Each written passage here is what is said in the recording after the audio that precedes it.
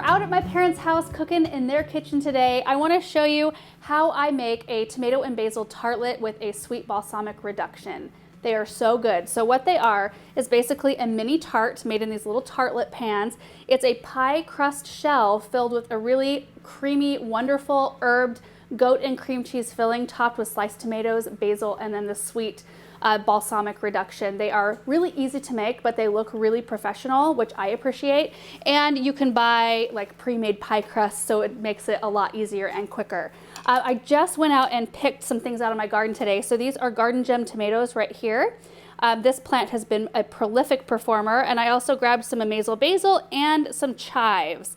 And so I hope that this isn't too far a departure from our normal gardening videos, because it kind of is gardening. I mean, I picked these from my garden, and I love to cook with stuff that I've grown. So anyway, I'm going to attempt to show you how I make these. Hopefully it seems really easy and you want to try it at home yourself. So we're going to start with the crust first. So I'm going to clear off my area.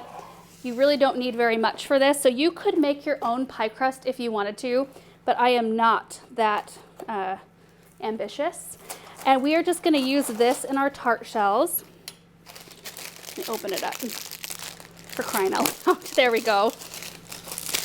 We're going to blind bake these, which means we are going to line each one of these tart shells with the pie crust, and then we are going to put a little foil liner on it and dry rice, or you can use beans or pie weights, and we're going to bake them in a 400-degree oven for anywhere from 12 to 15 minutes, and then they'll be prepped for our filling. So let's line this one first.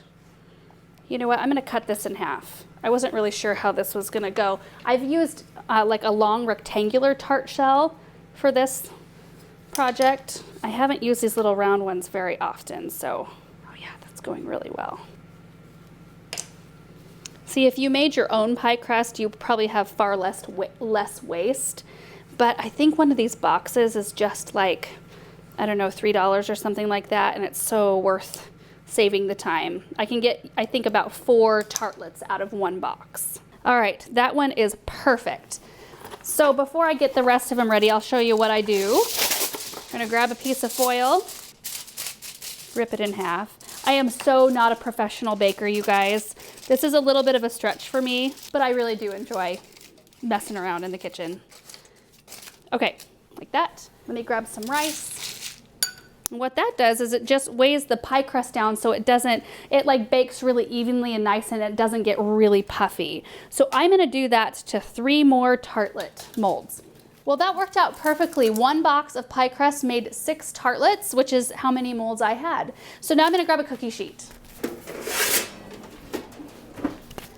And we are gonna line all of these up on this cookie sheet so it's easy to get them in and out of the oven.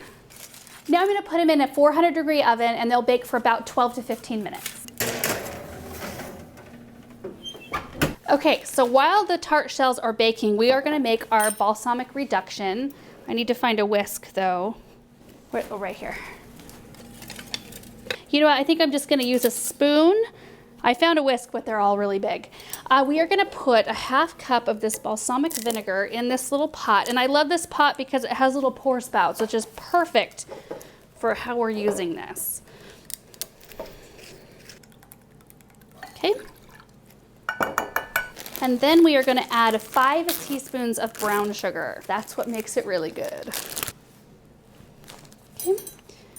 So I'm just going to stir this really well, and I'm going to go put it on the stovetop on medium-high heat and get it to kind of simmer for about 5 minutes, usually between 5 and 10 minutes, and it'll thicken down to this really syrupy, wonderful sauce. Okay, so now I'm gonna prep the tomatoes, and this part is really easy. I just like to cut them in really thin slices and then set them on top of paper towels, and that way a little bit of their juice is absorbed, because you don't want to sit them on top of the filling in the end and have all that watery tomato juice run out. It kind of makes the crust soggy. So this part I like to do at this stage so that they have time to kind of sit there and drain a little bit. So super easy. What is that, like 1/4-inch slices, maybe? Whatever you like. You can also use multiple different color of tomatoes, which is really pretty. So if you can get a hold of some heirloom tomatoes that are yellow and purple and then incorporate some of the red, it's just a really pretty look. Oh, these smell really good. Let's That's probably all the tomatoes I'm gonna need. I'm gonna grab one more paper towel so we can blot from the top here. Just like that. And I'm just gonna let these sit to the side. And now we are gonna make the filling. In this part, you will need goat cheese. This is a package that has 5.3 ounces. I used to follow a recipe for this, and we've kind of changed it around to our own taste because I don't like a ton of goat cheese. I don't want that to be the primary flavor. That's why I add a little bit of cream cheese in. So I'm gonna cut off a little 3-ounce piece of the cream cheese and add that to the goat cheese. And this mixture is pretty thick. So you might want to add a little bit of heavy cream, but not a lot. You don't want it to be super runny. Like this actually might be okay. I think the original recipe called for 2 or 3 tablespoons of heavy cream. And I remember it being kind of a disaster because it just got too runny. Now we're gonna cut our herbs up. And this part you can adjust depending on how much you like. So I'm gonna use both basil and chives. And I'm just gonna use probably a couple tablespoons of each one of them. But you wanna make sure to have enough basil to top the whole tartlet with maybe some whole leaves because they're so pretty. You want to mince this up pretty fine. Basil goes in the bowl. Let's do some chives. All right, and those along with a little bit of salt and pepper, just a generous pinch, probably like 1/4 to 1/2 teaspoon of salt and a 1/4 teaspoon of black pepper. That's actually perfect consistency right there. See how it's soft and spreadable, but it's not runny. So skip the heavy cream. I didn't need it this time. So I'm gonna pop this in the refrigerator until our shells are out and cooled down. And my balsamic is bubbling. All right, so I checked on these at 12 minutes and they weren't quite done. So they've been in for 15, and I'm gonna go ahead and check them one more time and see if they're ready to come out. They look a lot better than at 12 minutes. I think we're good. Here we go. Oh, look how cute. Got a couple pieces of rice in there, but no big deal. Oh, that one kind of fell down in a pile of mush. Hopefully, oh, that one looks good. Ooh. Oh, it's the 2 that I made out of the extra dough. Maybe that was not the right thing to do. Mashing it all together. Well, that's a learning experience for all of us right there. Or maybe just for me. We got 4 perfect tartlet shells. I'm happy with that. That's all I was expecting anyway. So I'm gonna let these cool off. In fact, I'll probably take them off this pan. I'm sure my mom has a cooling rack in here. And then, yep. And then once they're all cooled off, we can assemble everything because the glaze is almost done. It's looking thicker. See how easy it is? If you just like have everything together, it really only takes about 15 to 20 minutes to put these together from start to finish. Nobody wants to chomp down on a piece of hard rice. This is exactly what you want. Look at that, coating the spoon, beautiful. So it's been just a few minutes. The little molds are cool enough to handle, and I feel like if I get these tart shells out of the molds, they'll cool even faster. So I'm just gonna give it a try here. Oops. Gotta be ginger with these. Perfect. So it's been about 10 minutes and they're nice and cool. I just wanted to show you the bottom of these. Look at how perfect, golden brown, perfection. Now the other 2 that I tried to make work didn't really work. They got nice and golden brown on the bottom, but they're just too doughy.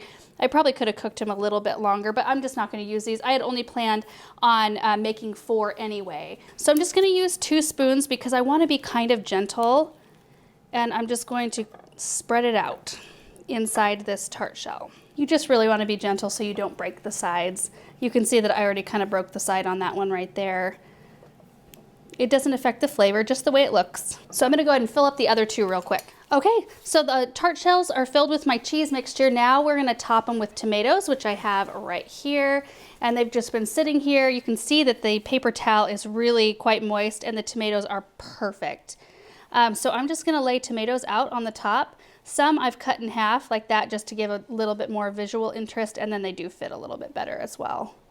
It's the perfect sized tomatoes. I'm really happy the way these look. Next step is some basil, which you can put, finely cut basil, or you can do individual basil leaves. We'll do both ways here. Let me find a really nice looking bunch here. So you can do something like that, Or let me cut up some really quick. Do something like this. I kind of like that better. Maybe both. Maybe like that. Yeah, I think we'll do both.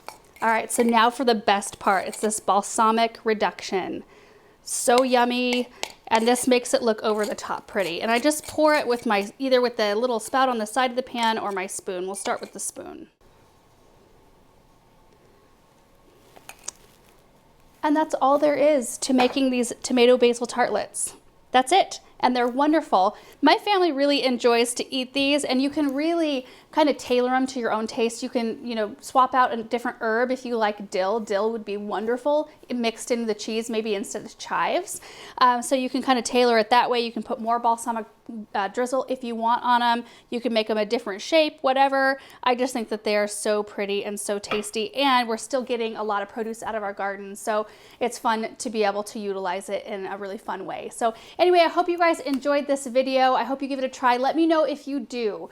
Send me a message because I would love to know your thoughts on it. Thanks so much. We'll see you in the next one. Bye.